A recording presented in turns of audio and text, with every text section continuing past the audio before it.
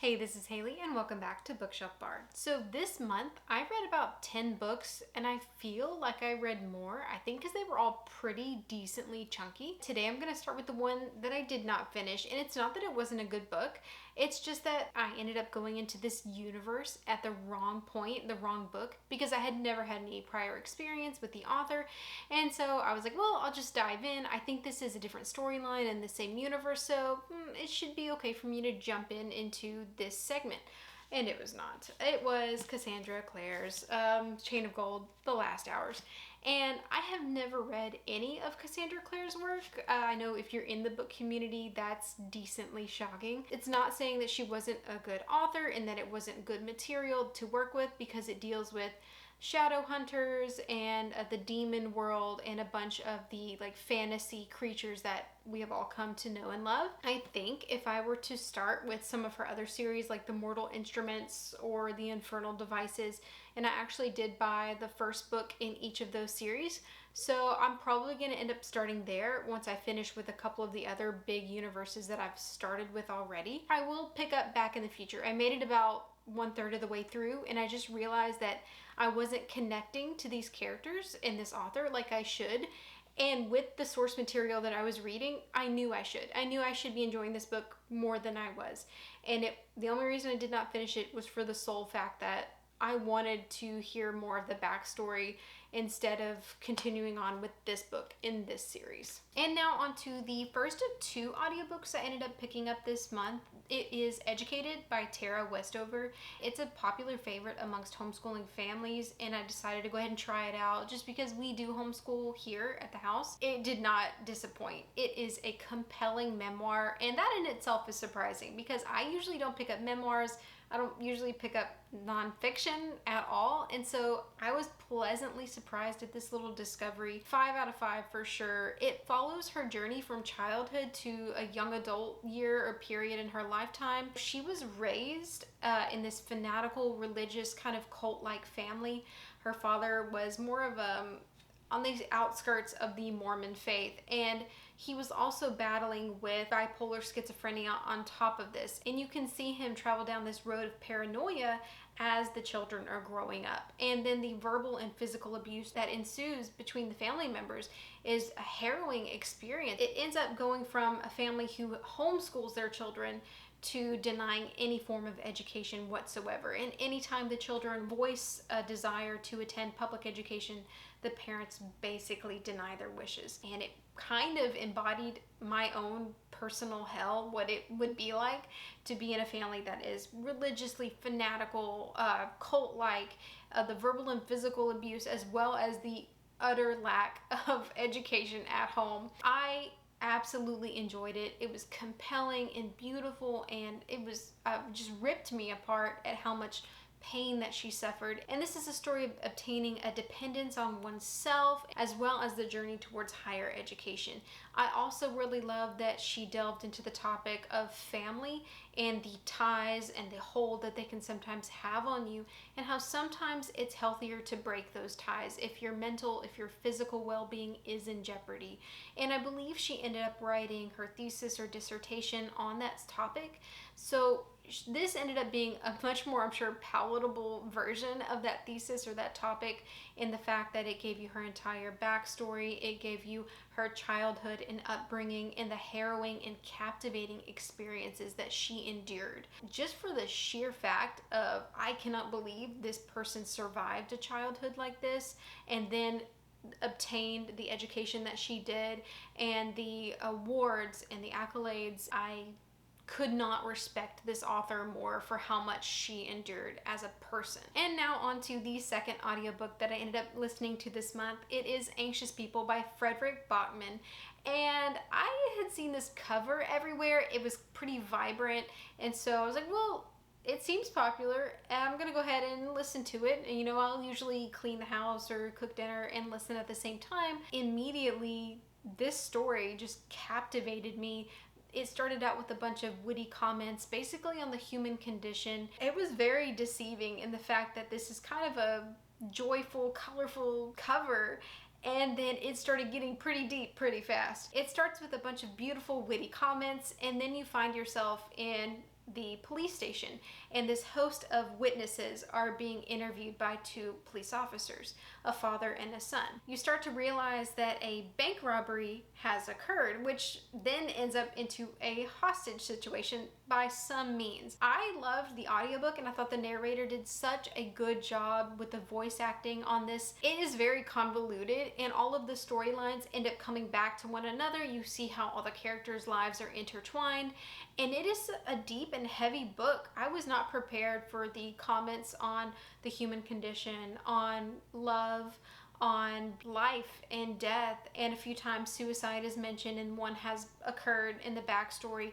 which isn't really a spoiler, but if you're sensitive to topics of depression and suicide, that is pretty heavily included in the book. It was probably a 4.5 for sure. The voice acting was phenomenal, and I can see why if you're reading the actual text, you may not enjoy it as much, because it jumps from person to situation, but the narrator did such a good job voice acting. I really never lost my spot in who or where I was with, and it kind of goes through some funny situations. So it's not all heavy. There's quite a bit of comedy included in the book, and I think that would come through more in the voice acting in the audiobook than it would if you were to read it in text. The characters were just witty and funny. I enjoyed their situations and what they were going through, and then it ended up having relevant and deep messages on top of that. So I loved how the author intertwined both.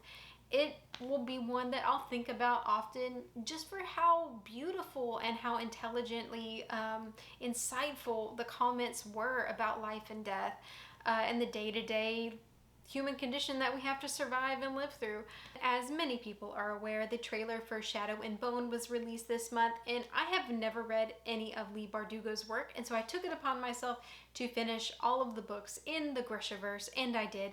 I did create a video that goes a little bit more thoroughly in depth into the universe that Leigh Bardugo created, but because I read all of them this month, I'll include it in my monthly wrap-up for March.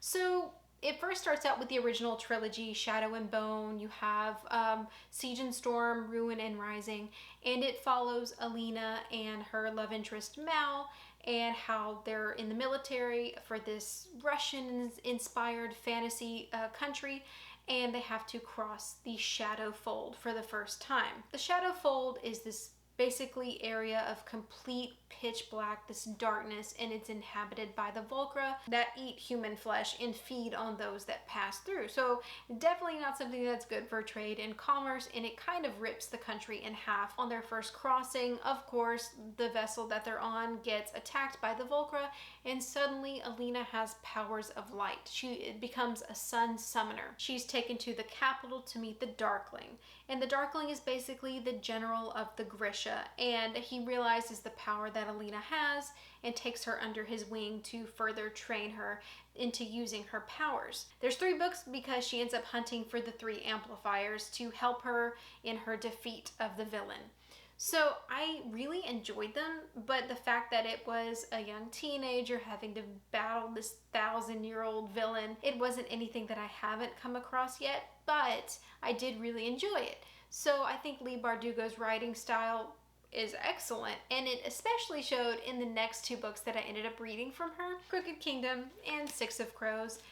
This is still in the same universe that Leigh Bardugo is creating for the Grisha and the Grishaverse. And I don't know if I mentioned, but the Grisha are the basically summoners of this world that have control over the elements, the small science. Some are healers, some can summon wind, some can summon fire. It's basically kind of a Russian-inspired Avatar, The Last Airbender. If you read the first trilogy, it sets up the world and you can better understand the politics and the individuals, the characters and their powers that they have. But you don't need to read the original trilogy to just head straight into these books, because she always does such a good job of catching up her readers on information they need, just in case they haven't picked up the prior novels. These 2, hands down, were my favorite in the Grishaverse. You follow Kaz Brecker and his crew of criminal masterminds as they are hired to basically rescue this creator of a drug called Jurda Parem.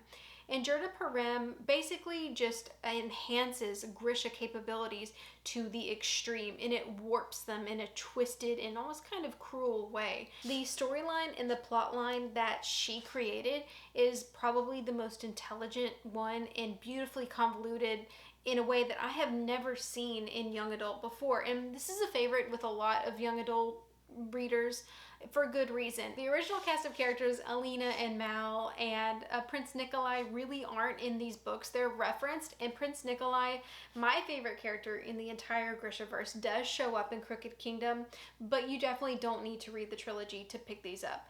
And if you're going to go through the whole universe and be dead set on continuing it, then yeah, you can start at Shadow and Bone and just enjoy it from there. But if you're not dead set on it, just read these two books because they're the best and you will not regret reading these at all. I did also read the next duology that she had out in this same universe, and that was King of Scars. It follows Prince Nikolai, who was introduced in the first trilogy. He was the wittiest, the funniest character, the most sarcastic out of the whole group, and he was my favorite for that reason. He was the most intelligent one, and so I really enjoyed watching his journey. But at the end of the trilogy, he is imbued with some of the Darkling's power. Then in King of Scars, he wants to take this power out. He wants to try to find some way to separate this almost demonic presence within himself. King of Scars deals with him and then his companion Zoya, who was also introduced in the first trilogy, and their journey to extract this presence. So it was good. It wasn't as good as Six of Crows or Crooked Kingdom by any means, but it furthered the storyline in the original trilogy, and you were able to go back to a few characters that you know and you love. You can definitely tell Leigh Bardugo's writing is just vastly improving with each book that she releases, and on March 30th she released Rule of Wolves, which continues with Prince Nikolai and Zoya. I cannot wait. I've already started a few pages, but I haven't finished it. It was just released a few days ago, and I'm currently in the middle of the Throne of Glass series, so I really want to finish that before I end up starting a whole new book. The next book I ended up picking up was Throne of Glass, and I have never read these books before. I know they're really popular with young adult booktubers and the book community, but I have read the ACOTAR series and I loved it. It's basically like young adult book junk food. It was just captivating and you fell in love with the ACOTAR characters and it was addicting.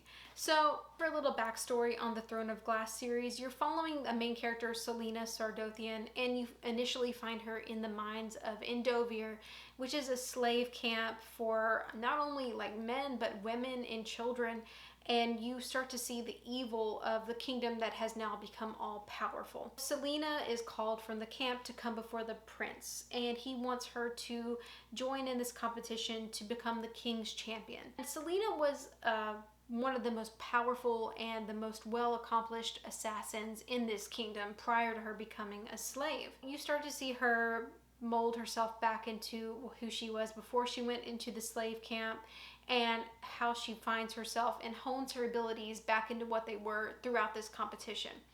I enjoyed the storyline. I thought it was a little bit slow moving, but the characters are better fleshed out than they were in ACOTAR, in my opinion, especially the villain, because I feel like the King of Hybern in ACOTAR was just there and gone before you even knew him or you were capable of viewing his cruelty and his power. In this one, the villain, you're able to see how deep his influence within the country goes, as well as his cruel acts of violence and just mental anguish that he causes the characters throughout the whole series. So I did like that better. And I think there are 7 books in the series, and it starts picking up when you get to the 3rd and 4th book. First and the second book really are more of like a 3.5 stars in my opinion, and then you hit the 3rd and 4th book and it starts picking up to a 4 and a 4.5 for me. Now, it may just be because I'm used to ACOTAR and the Fae and how deeply they were involved in the storyline. In the 3rd book, I think, is when the Fae start coming back into the story. because in Selena's world, magic has vanished. You start to realize why and who was involved and who caused magic to vanish. So for March, I only read the first and the second, which I can't say that they were my favorite, but I think the storyline is going to pan out and become better as I go along. Hopefully, I'm hoping, because it may just be that I'm stuck with ACOTAR and the characters I love, and I'm having a hard time extricating myself from that world and how deeply magic was involved and how much of a romance was involved too. Because Selena, I mean, there are a couple romances and there's so many parallels between ACOTAR and Throne of Glass. I feel like she almost took the same characters and the same storyline and kind of just went with way more magic in ACOTAR. I will just say that Throne of Glass is slower, and it's definitely not as junk foody as ACOTAR was. This book that I ended up getting was the collector's edition, and it was beautiful. It was just stunning until I kind of opened it up, because for some reason, and this is the first one, like there are so many designs on the inside, and I don't know if it was just for how slow the first book was that I kept getting distracted by the middle and the side designs. But now I'm on my Kindle and I'm enjoying it much better and much more fluidly without having to look at the symbols on the side every page I flip it. So 3.5 to 4 to 4.5. Definitely not as good as ACOTAR so far, but hopefully it will get better.